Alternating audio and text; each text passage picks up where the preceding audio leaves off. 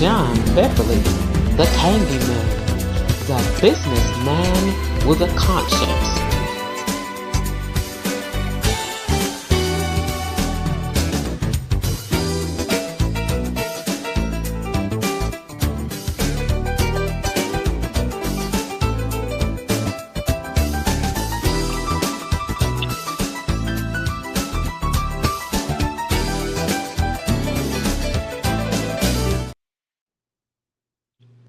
Hello, everyone. This is John Beverly, the businessman with a conscience, here at the ALKEBULAN village, where each one reach one, each one teach one. One brick, one building, one block at a time. And as we often say, people don't care how much you know until they know how much you care. And we show that we care by the things that we do. And today I just want to elaborate a little bit about helping our fellow businessmen. Let's not forget others. Let's not be selfish. Let's treat people the way we want to be treated ourselves, even our fellow businessmen.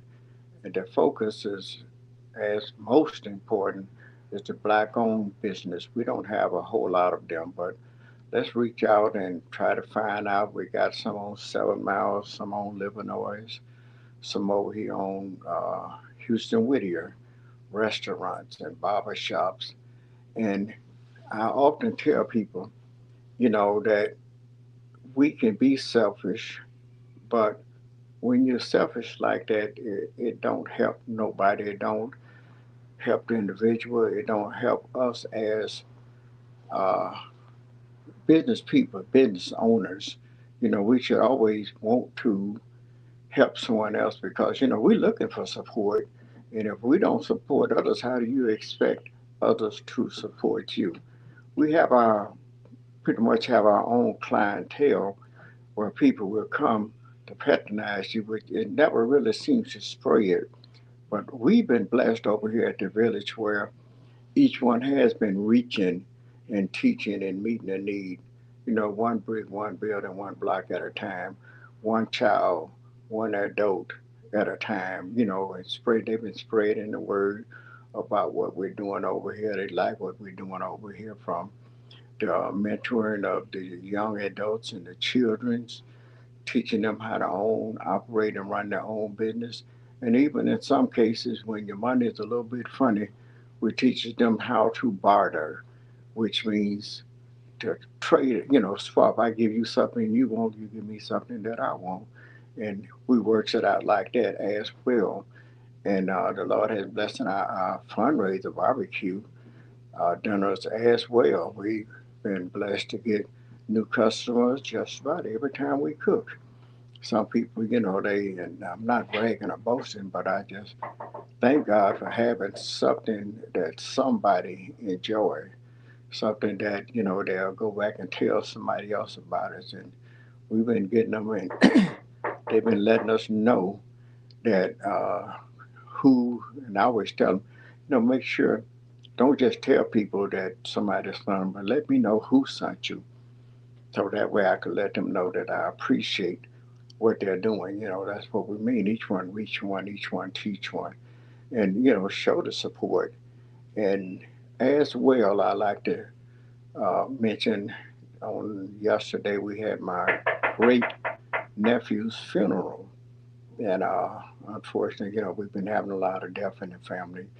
But you never know the time, the day, or the hour that we might be leaving here. So, and I constantly talks about loving on one another. Make sure that you get up and share the love that you have with one another. You know, show an act of kindness. Do something nice. When I close up today, my intentions is to go by. I do it on a regular basis. Um, I go visit some of my friends, or I take food to some of them that's in convalescent home, and I have a nephew that's in a convalescent home, assisted living, or whatever you want to call them. But we've been so busy this week, I haven't been able to get to him. But today, I want to make it my business to make sure that I take a happy meal out there to him, because he's been leaving me little messages, and I haven't been able to get back in touch with him let me know how much he loved me and he would like to see me, and just to come by and spend a little time. And it don't take a lot out of you to take that time out to share the love. And I want to make sure I get when I get off today is to go out there and pick up. Go maybe he liked churches, so maybe I go by churches and or Popeyes. He like red beans and rice and hot chicken breast. So I think I might go by there and pick up a Happy Meal for him and go and sit down and talk with him for a little while and reminisce and talk about the things that he used to do and what he missed doing. Just being concerned about one another. And once again, the husband, wives, sisters, and brothers. And you often hear me mention that, and it's because we need each other. We find ourselves we looking for love in all the wrong places. The children's, we so busy doing what we are doing and caught up in our own world. Sometimes we don't take the time out to spend a little time with our children. And I was thinking about it, and as I have experienced life experiences that when you come up as young adults, you're unexperienced and you don't know a whole lot, so you find yourself so busy trying to reach out and support the family that you don't have time to spend actually with the family. But you got to do both. You got to be able to support and spend time. And I thought about that, and what really made me think about it is because that when I saw how, as we grew up and my children growing up, and I looked at the big picture and having grandkids, we find ourselves spending a lot of time with our little grandkids, doing things for our grandkids that we really didn't do. And I don't know if you want to call it making up for what you didn't do for your own, but you're so busy trying to raise a family that you don't seem to have the time. And I thought about that, and I looked at how my mother and father, the time that they didn't have to spend with us, but they spent a lot of time with the grandkids. So maybe it's the fact that when you get up in the age and you have more time and your kids are so busy because they don't have the time, and then you have the time and find that you're spending time, with your little grandkids babysitting or just doing little things, going out to little ball games that you didn't get a chance to go to watch with them, and the musicals and the ones singing in choirs and different things. You find and make the time to go and do that. But it's because you have the time. But sometimes, if we have the time or not, sometimes we just have to make the time. So, and even working so much that you don't have the time to spend with one another. Sometimes the husband, wife, whoever got the money or whatever, or y'all work it out. But sometimes you just need to take a little time out and go and have dinner at one of her favorite places or your favorite place and just sit down and just talk about life and how hectic things are and enjoy one another. Try to put a smile on each other's face. Do some of the things that you enjoy doing with each other that you normally don't have the time to do. And my wife, she liked to uh, look at the water. So sometimes when we leave church, I ride down Jefferson and go down through Groves Point and take my time and just ride so she could just look at the water. And it's so soothing. And every now and then, when we have a little more time, I take and go out to Belle Isle and just ride around and the outskirts, and it don't take much, and that's not a whole lot.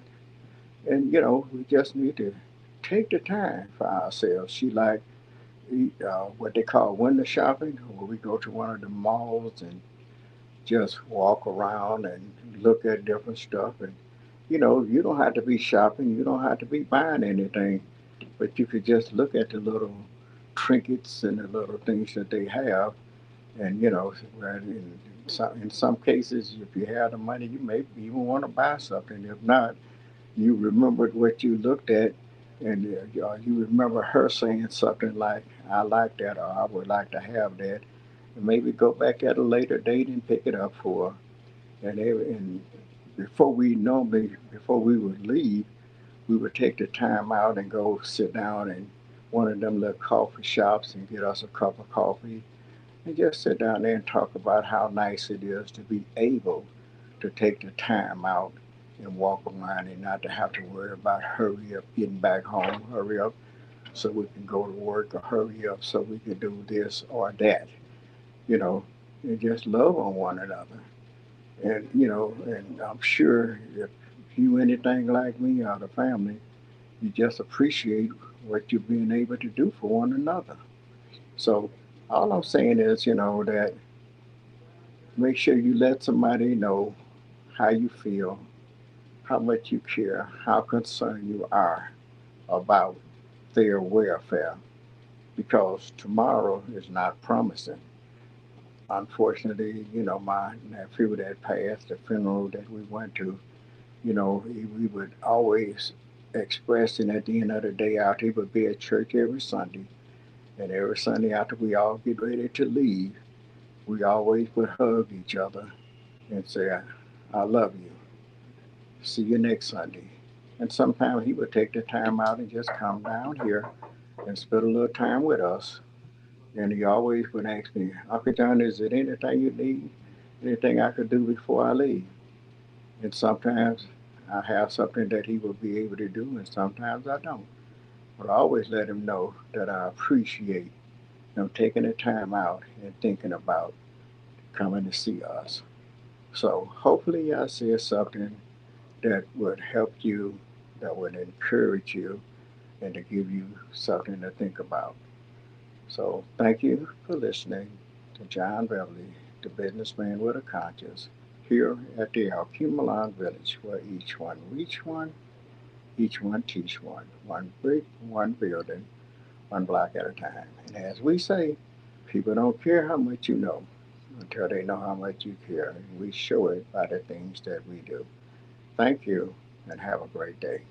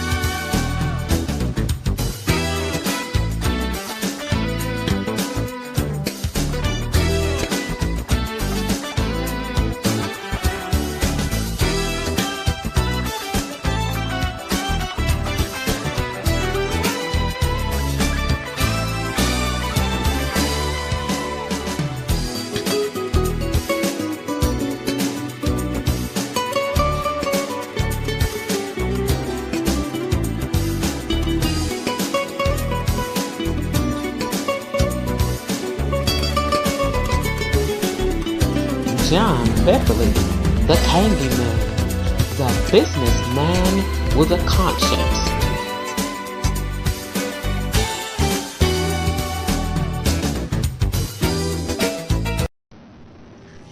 John Beverly, the Candyman, the businessman with a conscience, on LICMC.net radio every Saturday at 3 p.m.